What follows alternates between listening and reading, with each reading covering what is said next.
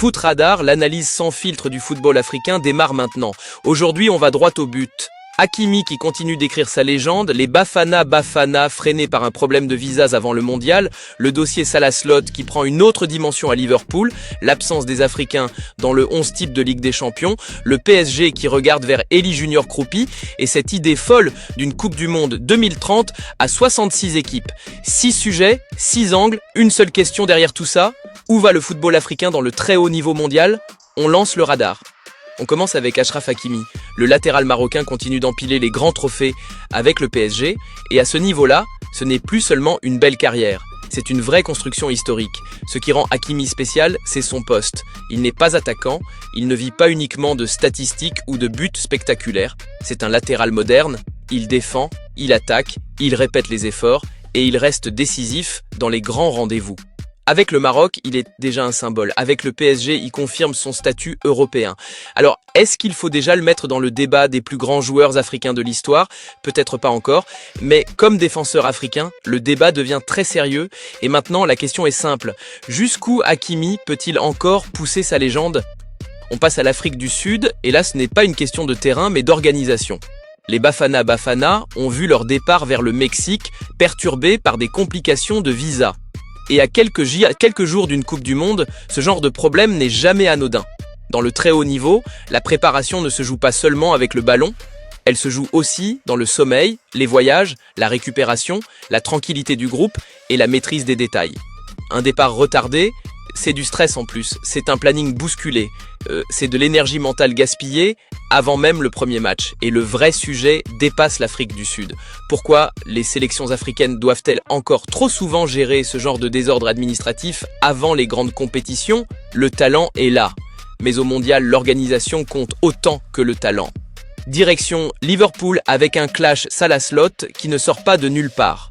Le vrai point de départ, ce n'est pas seulement une mauvaise relation entre un joueur et son entraîneur, c'est surtout un sentiment d'injustice. Selon les éléments rapportés autour du dossier, Mohamed Salah aurait très mal vécu le fait d'être envoyé sur le banc à plusieurs reprises, dans une période où Liverpool était déjà en difficulté.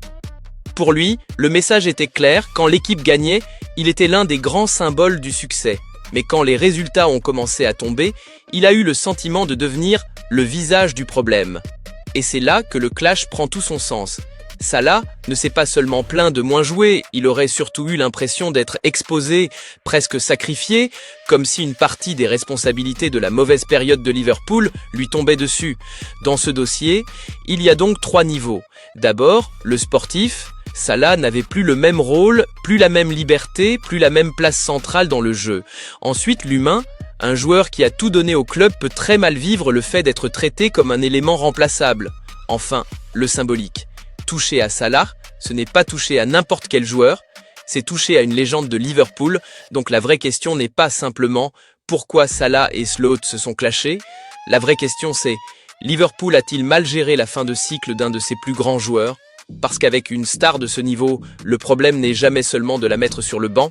Le problème, c'est la manière de le faire, le timing, la communication et le respect perçu par le joueur. Et visiblement, c'est là que tout a explosé. L'UEFA a dévoilé son 11 type de la Ligue des Champions 2025-2026. Et surprise, aucun international africain dans l'équipe. Alors attention, il ne faut pas crier au scandale par réflexe. Une équipe type, ça se discute toujours. Il y a des choix, des préférences, des profils. Mais cette absence pose quand même une vraie question. Parce que les distinctions symboliques comptent. Elles influencent la réputation des joueurs. Elles construisent les débats. Elles pèsent dans la manière dont l'histoire retient une saison. Quand des joueurs africains brillent dans les grands clubs européens, mais qu'aucun ne se retrouve dans ce 11, il faut se demander, est-ce une simple anomalie ou un problème de reconnaissance? Le message est dur. Pour être reconnu, il ne suffit pas d'être bon. Il faut devenir incontournable. Le PSG regarderait de près Elie Junior Kroupi, jeune talent offensif franco-ivoirien. Sur le papier, le profil est très intéressant. Jeune, mobile, technique, avec une vraie marge de progression. Pour Paris, c'est exactement le genre de dossier qui permet de préparer l'avenir avant que le prix du joueur n'explose. Mais attention, signer au PSG, ce n'est en jamais un transfert normal. Paris peut propulser une carrière, mais Paris peut aussi brûler un jeune joueur trop vite. La pression médiatique, la concurrence, l'exigence immédiate, les attentes des supporters, tout est multiplié. Donc la vraie question n'est pas seulement « Kroupi a-t-il le talent pour jouer au PSG ?» La vraie question c'est « Le PSG a-t-il un vrai plan pour lui ?» Parce qu'un grand talent sans plan clair, ça peut vite devenir un dossier compliqué. On termine avec une idée qui fait beaucoup parler, une Coupe du Monde 2030 à 66 équipes. Pour l'instant, rien n'est officiel, le format acté reste celui d'une Coupe du Monde à 48 équipes. Mais le simple fait que cette hypothèse circule montre une chose, la FIFA veut continuer à agrandir son produit phare. Pour l'Afrique, ce serait évidemment une énorme opportunité. Plus de place, plus de nations représentées, plus de visibilité pour des pays qui rêvent de scène mondiale. Mais il y a aussi un risque. Plus d'équipes, c'est plus de matchs, plus de logistique, plus de fatigue et peut-être une compétition moins lisible. La Coupe du Monde doit rester un sommet. Si elle devient trop large, est-ce qu'on démocratise vraiment le football mondial ou est-ce qu'on dilue son prestige? Pour l'Afrique, le défi sera clair, gagner plus de place, oui, mais surtout prouver sa valeur sur le terrain.